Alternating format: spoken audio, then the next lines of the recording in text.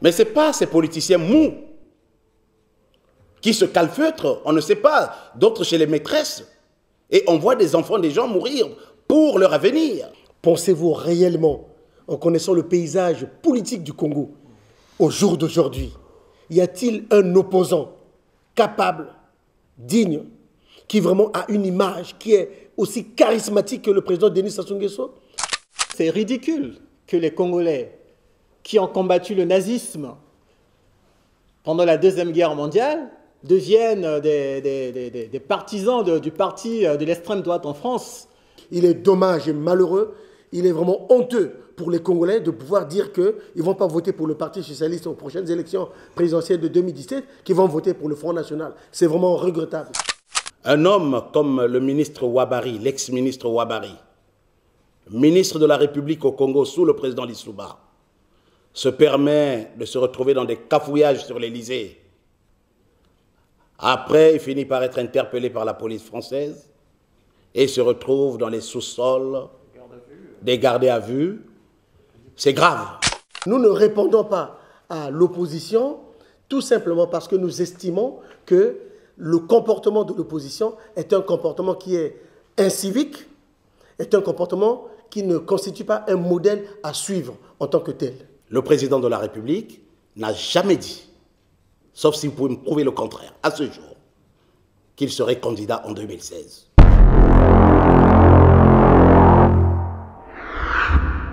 Mesdames et messieurs, très chers compatriotes, le 25 octobre 2015, le peuple congolais s'est prononcé par voie référendaire pour un oui massif au changement de la Constitution du 20 janvier 2002 pour une nouvelle République. 92% du peuple a dit oui et 8% a dit non. Il a pensé qu'il était bien d'organiser le dialogue national à Sibiti. Au regard des résultats de ce dialogue national, le président de la République, en vertu des prérogatives qui sont les siennes, a estimé qu'il était bien de pouvoir organiser un référendum afin de donner la parole au peuple congolais de choisir la voie qu'il souhaite la meilleure. La Fédération PCT France saisit cette opportunité pour remercier d'abord toutes les associations qui ont répondu à son invitation. Nous pensons particulièrement au M2NR, le Mouvement national pour la Nouvelle République. Nous pensons au Club 2002 Pur. Nous pensons à l'association APECO. Nous pensons à l'association des jeunes pour le rassemblement de la majorité présidentielle. Nous pensons à l'association Agissons Ensemble au Congo, Agissons au Congo, May Horizon. Bref, à l'ensemble de nos invités qui ont accepté de participer à ce point de presse. Mesdames et messieurs les journalistes, nous sommes à votre disposition pour pouvoir répondre à l'ensemble de vos interrogations. Alors, Mrs. Soldat pour Congo Show, suite à l'appel de l'opposition pour des journées de désobéissance civile, qui ont entraîné notamment 4 morts, dont 3 à Brazzaville et 1 à Pointe-Noire, nous avons pu constater sur la place de Paris de diverses manifestations émanant de militants et partisans au non au référendum. Donc, par rapport à tout ça, la question est pourquoi est-ce que le PCT n'a pas réagi? Pourquoi ce silence? Merci, Madame la journaliste, pour cette question. Dès le départ, il faut savoir que la locomotive de l'activité politique en France, c'est le PCT, ce n'est pas l'opposition. Ça, c'est de 1. L'opposition suit le mouvement qu'imprègne le PCT en France ici et le PCT au Congo, comme nous le savons. Donc nous ne sommes pas à la remorque de l'opposition politique. Ensuite, il s'agit de quelle opposition? L'opposition radicale. Nous condamnons avec une ferme conviction, nous condamnons avec une grande énergie les actes d'incivisme, les actes de violence que pose une partie de l'opposition dite radicale ici sur la place de Paris, que ce soit devant l'ambassade pratiquement tous les jours, que ce soit devant les édifices nationaux français. Cela n'augure pas, cela n'améliore pas l'image de la communauté congolaise, l'image des hommes politiques congolais ici en France. Donc, nous ne répondons pas à l'opposition tout simplement parce que nous estimons que le comportement de l'opposition est un comportement qui est incivique, est un comportement qui ne constitue pas un modèle à suivre en tant que tel. Afrikili TV, la question que je vous posais est la suivante. Que pensez-vous de ce référendum qui vient d'avoir lieu au Congo-Brazzaville? Merci beaucoup. Le référendum qui vient d'avoir lieu au Congo-Brazzaville, d'une façon générale, il y a lieu de penser que ce référendum est historique. Il est historique parce que ce référendum nous permet d'accéder à la Troisième République. La Troisième République, politiquement parlant, sera une république de vérité. Face aux engagements qu'a pris le président de la République vis-à-vis des Congolais, vous avez vu que dans la République précédente, le Congo est en train de se refaire à pas de géant. Il y a des travaux ça et là. Les jalons du développement sont en train d'être posés partout. Les bases, le maillage du développement économique du nord au sud. Il y a donc lieu de penser que dans la Troisième République, nous allons amorcer la phase de l'industrialisation. D'une façon générale, on peut déjà commencer à concevoir qu'il y aura des emplois, qu'il y aura une jeunesse qui prendra toute sa part dans cette République-là. De toute façon, avec la Constitution actuelle, vous avez vu qu'il y a beaucoup de paramètres qui existent, qui témoignent de l'avancée politique au Congo. Et dans cette République-là, il y aura de la transformation. Ça sera une République de l'espoir. Donc voilà pourquoi nous pensons politiquement, nous, au Parti congolais du travail, qu'il était important que ce référendum ait lieu. Pensez-vous que le président Denis Sassou Nguesso pourra changer les règles du jeu et briguer l'an prochain un troisième mandat? C'est une bonne ou une mauvaise chose à votre avis? Je vais répondre à cette question. Je pense que jusqu'à aujourd'hui, l'erreur que certains Congolais, nos frères de l'opposition, ont eu à faire sur la faisabilité du référendum actuel, c'est de considérer que le problème était le président de la République, chef de l'État actuel. Je pense qu'il y a lieu ici de penser que nous n'allions pas continuer dans la même vision. C'est pour cela que j'appelle nos frères de l'opposition à comprendre et à réaliser que, à ce jour, le président de la République n'a jamais dit, sauf si vous pouvez me prouver le contraire, à ce jour, qu'il serait candidat en 2016. Si le président de la République, M. Denis Sassou Nguesso, était candidat en 2016, est-ce que pour le PCT, c'est une bonne chose? Donnez-nous votre avis. Ma question, à ce moment-là, je me poserai une question. Aura-t-il le droit d'être candidat? Je pense oui.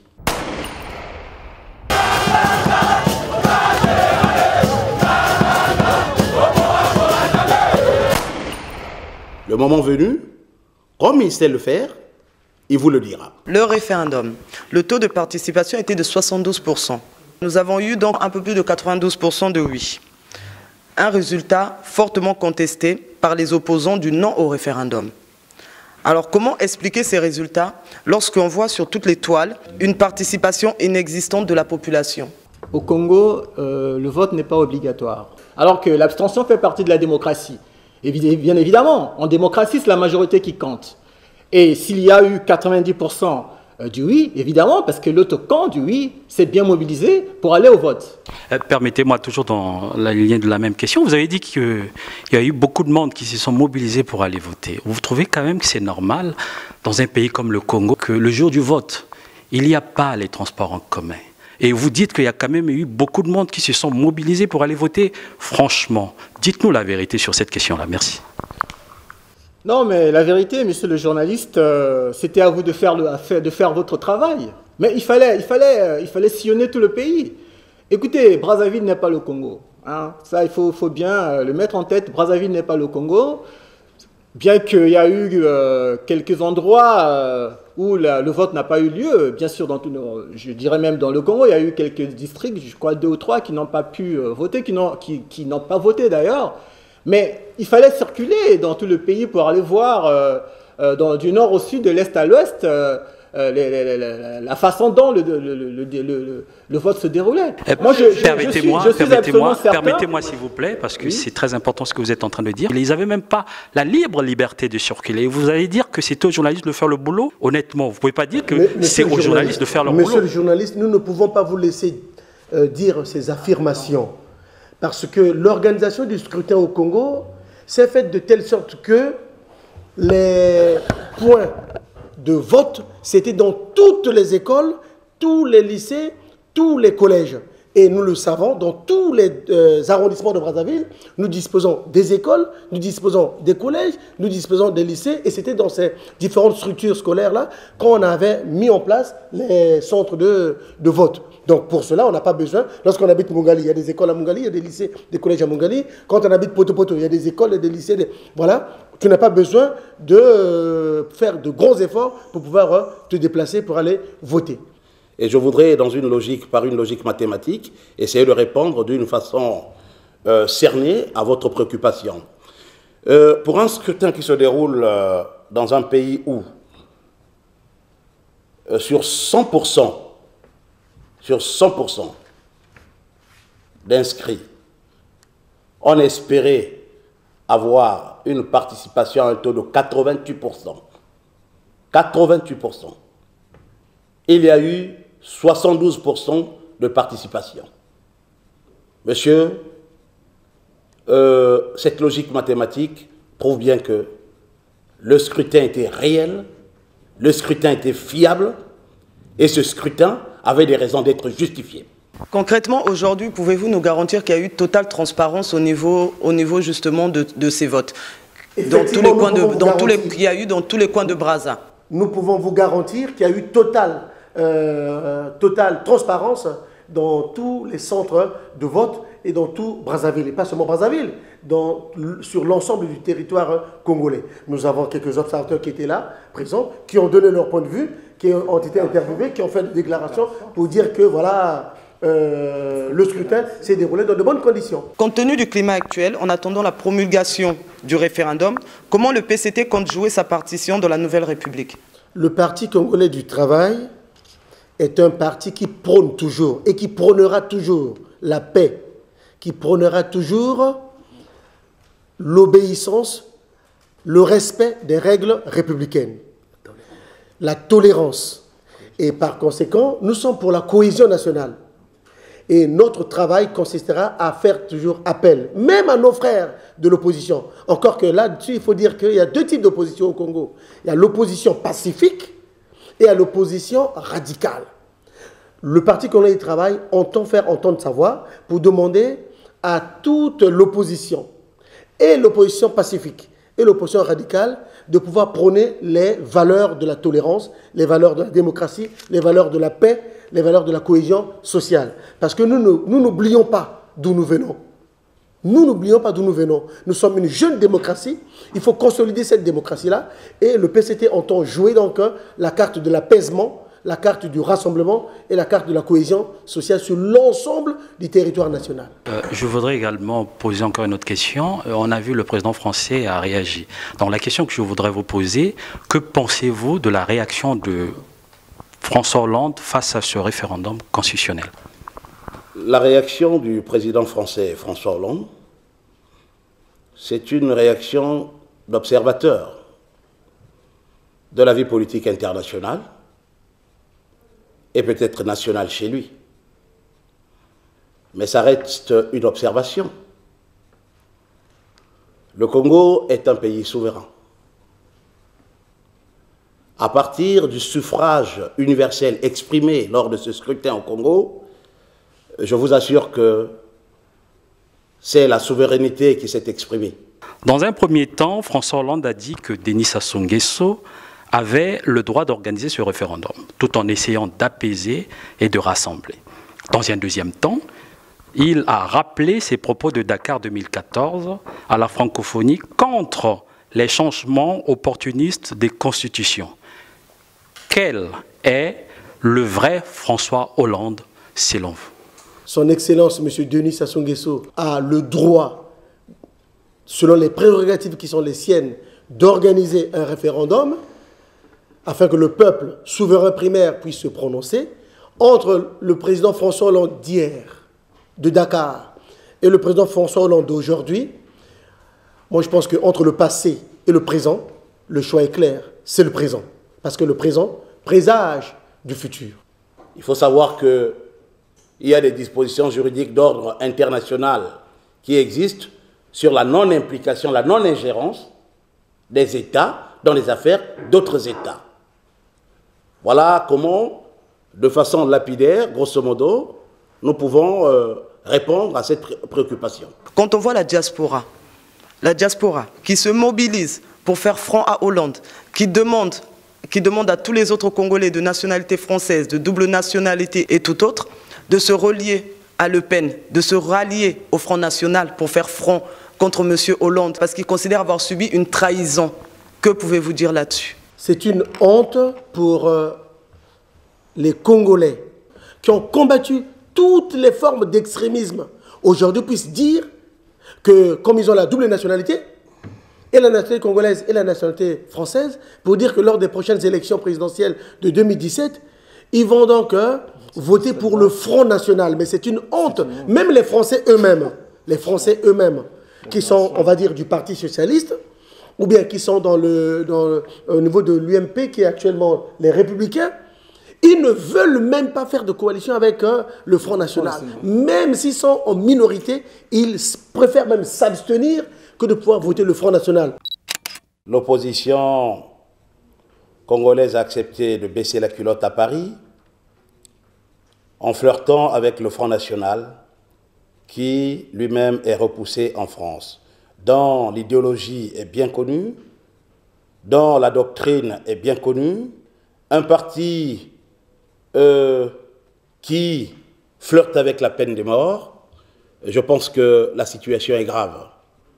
L'opposition congolaise est comme un enfant qui se cache derrière la paume de sa main et qui croit que le monde ne le voit pas. Moi, je lance un appel à mes frères de l'opposition. La politique de la peur et du chantage ne marche pas. La France, elle est faite, le Congo est à faire. On a besoin de tout le monde dans le Congo de demain.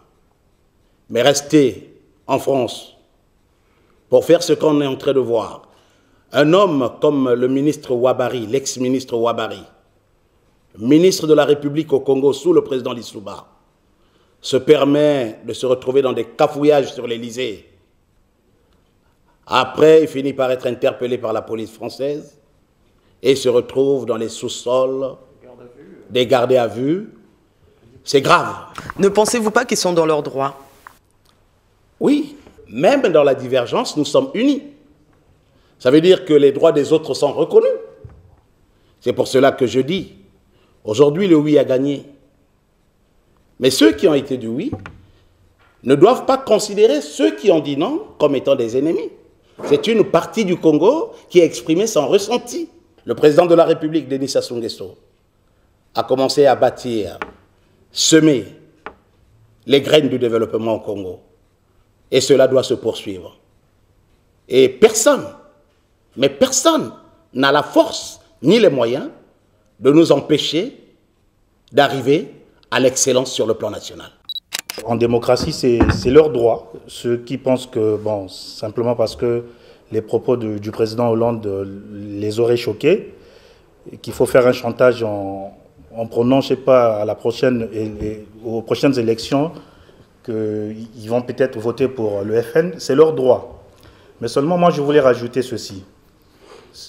C'est pas parce que, aujourd'hui, on a vu Jean-Marc Ayrault, par exemple, quitter le gouvernement français, mais ce n'est pas pour autant qu'il était devenu aigri contre le PS. Tous ceux qui se disent aujourd'hui de l'opposition, pour moi, c'est des aigris. Parce que lorsqu'ils ont été ministres, ils n'ont jamais démissionné. Lorsqu'on n'est pas pour la politique gouvernementale, on démissionne. Et au moins, les gens sont au courant qu'il a quitté le gouvernement parce qu'il n'est pas d'accord avec ce qui se passe. Mais on n'attend pas être mis de côté pour devenir braillard. Aujourd'hui, les gens de la diaspora considèrent que le Congo est un pays commandé par une force étrangère, d'où toutes leurs manifestations ou d'où leur colère envers Hollande. Est-ce qu'aujourd'hui on peut dire que le Congo est un pays souverain et que le président Denis Sassou Nguesso est le seul décideur des choses qui se passent au niveau du Congo-Brazzaville? Madame la journaliste, je m'inscris en faux sur cette affirmation. Une affirmation fallacieuse, une affirmation erronée. Historiquement parlant, ce n'est pas démontrable. Au jour d'aujourd'hui, non seulement nous rappelons que le Congo est un pays libre, est un pays indépendant depuis 1960, est un pays souverain. Le président de la République, monsieur, son Excellence Denis Sassou Nguesso, ne reçoit pas des instructions, ne reçoit pas des ordres d'un quelconque président. Fut-il son Excellence, monsieur François Hollande, qui est un homologue à lui. Maintenant, si les Congolais d'ici font la politique du ventre, parce qu'ils ont double nationalité, ils vont se permettre de dire que voilà, le président François Hollande ayant dit que voilà, le président de la République Denis Sassou Nguesso est libre d'organiser un référendum afin de demander le point de vue du peuple, et qu'ils ne vont pas voter pour François Hollande prochainement, ils vont voter pour le Front National, pour l'opposition. Alors, ils vont rentrer dans l'histoire par la petite... C'est-à-dire qu'ils commettent une erreur monumentale en faisant cela. Comment compte s'y prendre le président Denis Sassou Nguesso pour rassembler et apaiser le peuple et les aider à regarder ensemble dans la même direction? Il l'a fait en 90, il a rassemblé, eh bien, 97 plutôt, il l'a rassemblé, eh bien, il continuera à rassembler le peuple congolais, à rassembler toutes les forces civiles de la nation, du nord au sud, de l'est à l'ouest. Personne ne sera exclu. D'ailleurs, vous voyez toujours, depuis que son Excellence est au pouvoir, le président Denis Sassou Nguesso, dans tous les gouvernements de la République au Congo, tous les départements sont toujours représentés. Toutes les forces sont toujours représentées, de telle sorte qu'il a prouvé par A plus B que c'est le plus grand rassembleur de la République. Celui qui a vraiment affermi, consolidé non seulement la paix, mais il a posé les bases de l'émergence du Congo à l'horizon 2025-2030. Je pense que le président va s'inspirer aussi de l'hymne national. Vous savez que notre hymne national le dit si bien que ce qui nous réunit est plus important que ce qui nous divise. Donc le reste, ce ne sont que des querelles politiciennes. Je pense que dans les prochains jours, une fois la loi promulguée, je pense qu'il y aura des gestes forts du président de la République pour ne pas laisser au bord du chemin ces 8% des Congolais qui ont quand même dit non à la Constitution. Mais donc ça prône effectivement la cohésion nationale et pour que vive le Congo. Parce que dans tout ça, outre les querelles politiciennes, c'est le Congo qui gagne. Voilà, le plus important pour nous, la chose la plus importante, que ce soit pour l'opposition ou la majorité présidentielle, c'est la sauvegarde du Congo. Voilà. Je voudrais quand même vous signaler, et je crois que vous le saviez, ou la question que je vous pose plus tôt, le Congo-Brazzaville est un pays producteur de pétrole et où la société, la compagnie française Total est présente. Est-ce que ce paramètre peut entrer en ligne de compte dans la réaction de l'Élysée? Parce qu'on voit d'un coup, ils disent autre chose. Ils condamnent ce qui se passe au niveau du Congo-Brazzaville. D'un coup, ils encouragent ce qui se passe au niveau du Congo-Brazzaville. Donc, comme disait l'autre, Martine Aubry, lorsqu'il y a un loup, ça dit que c'est louche. Donc, François Hollande, apparemment, il est un peu louche. Merci. C'est vous qui le dites. Mais écoutez, nous sommes une fédération du Parti congolais du travail, le parti au pouvoir. Lorsqu'on voit cette charge historique qu'on a avec la France, ce lien, l'attachement qu'on a avec ce pays, je pense que c'est minimiser les choses que de penser que c'est à cause du pétrole que le président Hollande aurait pris telle ou autre disposition. C'est une façon de voir des choses, je pense, je ne le dis pas pour vous, mais d'une façon générale, à la taille des chaussettes. Non, la France a beaucoup plus important à donner au Congo et recevoir le Congo de même. Il est assez réducteur de croire que les relations bilatérales existant entre la France et le Congo peuvent se réduire juste à l'exploitation pétrolière. Non, c'est réducteur. Les relations bilatérales qui existent entre le Congo et la France sont multiformes, sont complexes et on les retrouve sur tous les plans. Le plan de l'éducation, le plan économique, le plan culturel, le plan de la démocratie, le plan financier, etc., etc. Donc, on ne peut pas réduire nos relations juste pour une seule entreprise, juste sur une seule ressource, tant bien même qu'elle est importante, tant bien même que l'entreprise qui exploite le pétrole chez nous soit une grosse entreprise, mais on ne peut pas, c'est vraiment réducteur de réduire l'ensemble de nos rapports sur cette simple ressource. Quand on parle de la démocratie, il y a la liberté de circulation. Les gens peuvent circuler librement, peuvent vaguer à leurs occupations. Il s'avère que il y a deux opposants, M. Okombi Salissa et M. Guy Parfait Kolela, sont assignés à résidence. Vous pensez que c'est normal pour un pays démocratique où les gens sont libres? Pourquoi d'abord ils sont assignés à résidence? Toute liberté a une limite. Toute liberté est encadrée par la loi. Si M. Parfait Kolela, si M. Okombi, s'ils sont assignés en résidence surveillée, ce n'est pas par hasard. Dans l'opposition, il y a beaucoup d'hommes politiques. Pourquoi ils ne sont pas tous arrêtés? Eh bien, on n'arrête que ceux qui ont commis des délits. Ceux qui ont commis des fautes. Ils ont commis quoi comme délit? Ceux qui incitent. Ils ont commis quoi comme délit? Je vais vous donner des exemples, il y en a beaucoup. Si vous incitez les jeunes, vous incitez la population, une partie de la population, aux actes de violence, aux actes d'incivisme, aux actes de désobéissance civile, vous pensez que vous faites bien pour le pays? Ce pays est un pays dirigé. C'est un pays qui a des lois qu'il faut respecter. Que l'on soit Premier ministre, Président de la République, opposant je ne sais comment.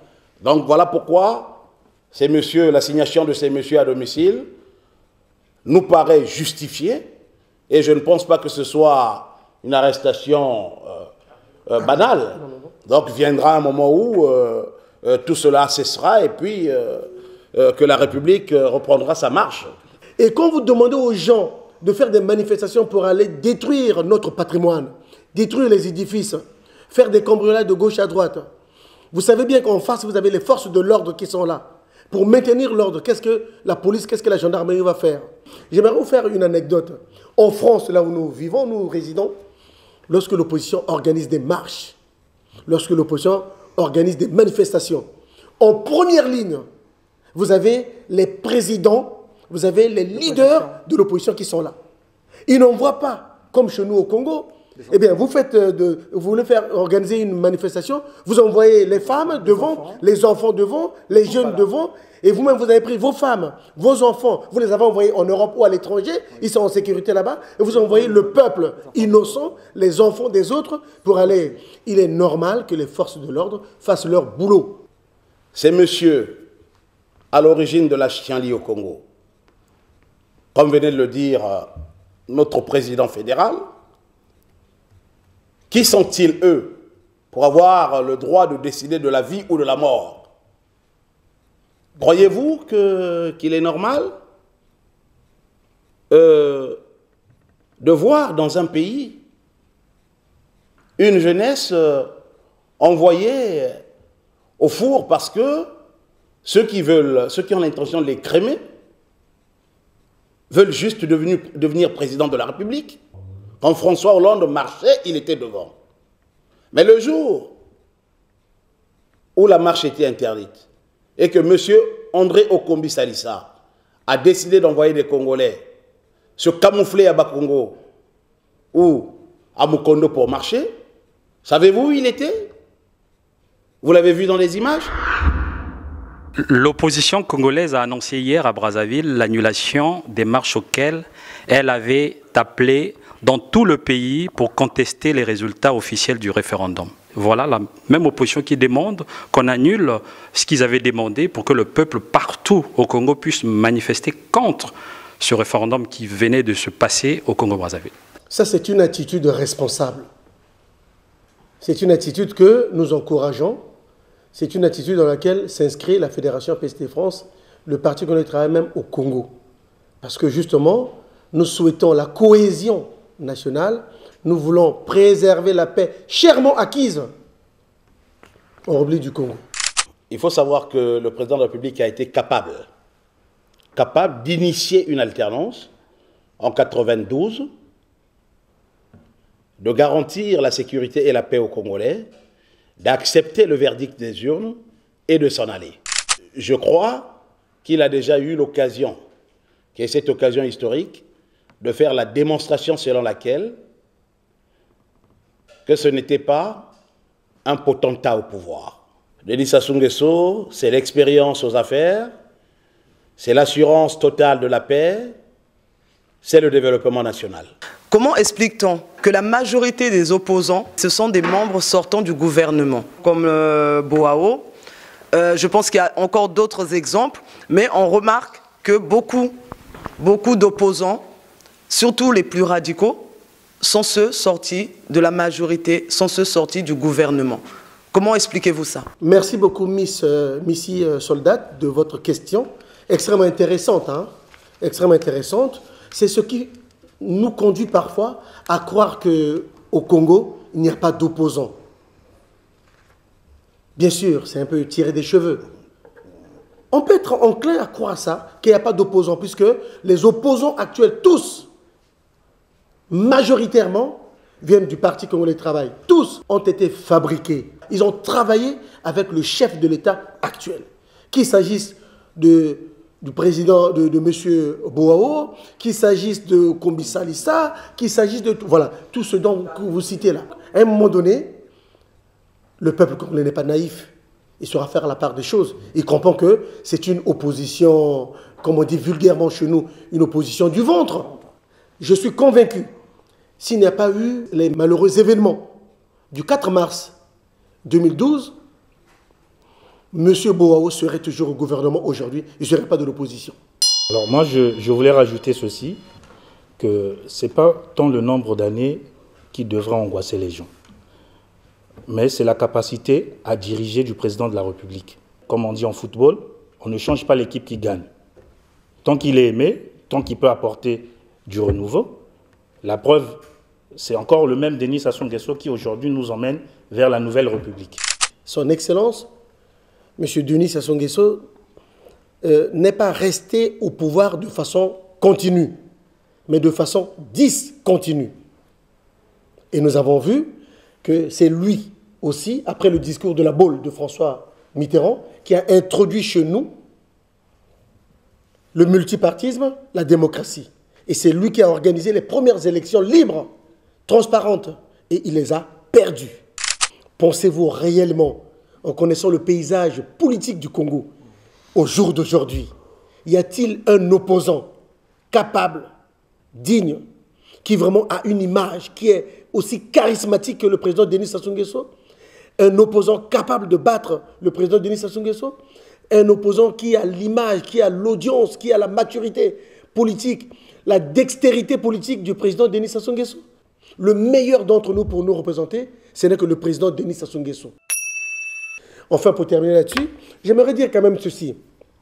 Sur l'ensemble des centaines de partis politiques qu'il y a au Congo, s'il y a un parti politique qui a une assise nationale, qui a une implantation nationale, qui est implanté dans les 12 départements du Congo, qui est le plus vieux parti historique, qui a des cadres compétents, en commençant par lui-même, le camarade secrétaire général Pierre Ngolo, eh bien, nous pensons que n'importe quel candidat, si son Excellence, M. Denis Sassou Nguesso estime qu'il ne veut pas se représenter, nous pensons que déjà, à partir du premier des nôtres, le camarade secrétaire général, jusqu'aux autres membres compétents, cadres du Parti Congolais du Travail, on trouvera suffisamment de candidats qui représenteront le Parti Congolais du Travail et qui sont susceptibles de gagner aux prochaines élections présidentielles.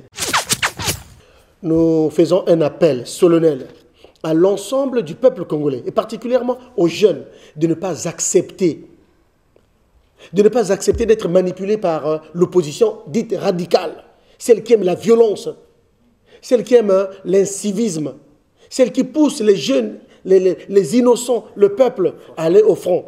Eh bien, nous demandons à cette jeunesse-là d'utiliser la nouvelle loi fondamentale, la nouvelle constitution qui accorde beaucoup de choses positives à la jeunesse. Maintenant, on a le droit, tu es jeune, tu peux être candidat à la députation, tu peux être sénateur, tu peux être député, tu peux participer à tous les mandats électifs. À 30 ans, quand tu finis ta fac, tu peux déjà être condamné à l'élection présidentielle. Donc, ce sont des choses auxquelles la jeunesse peut aspirer. Et nous remercions ici le Mouvement national pour la Nouvelle République. Nous remercions M.